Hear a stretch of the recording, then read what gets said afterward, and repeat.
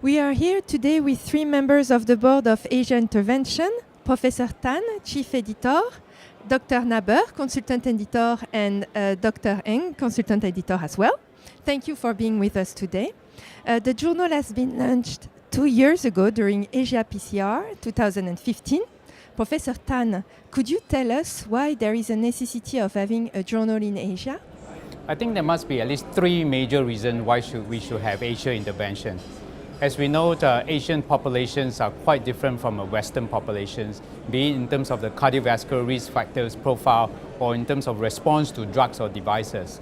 I think we should have with the number of clinical research that's being carried out in Asia, we really need to have a journal that truly will represent what is relevant to an Asian population in Asia here. The second reason I think is that we should have a platform by which scientific conversation as well as clinical research may be promoted among the Asian Pacific research community. So I think having Asian intervention is a correct move in terms of galvanizing the entire community here to come together and to discover new therapies and strategy for the treatment of our patients in Asia.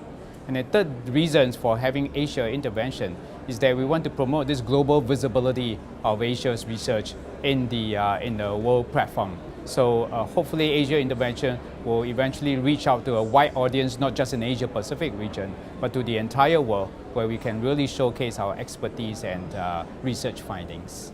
Thank you. Dr. Eng, could you tell us why should scientists submit their manuscript to Asia intervention? Well, I think Asia Intervention is a very promising journal meant for the Asian research and articles. And we have an excellent board of directors and advisors on the journal. And to get an article into this journal is quite a big step forwards for the writer. So I think it is a great incentive to now be able to write and get your paper published in our own, very own Asian interventional journal. And secondly, our reviewers and our publishing are really very much on the go in that every article is very carefully, very critically reviewed and published as soon as possible. So I think there's every incentive for our local writers and scientists to send to Asia Intervention. Thank you.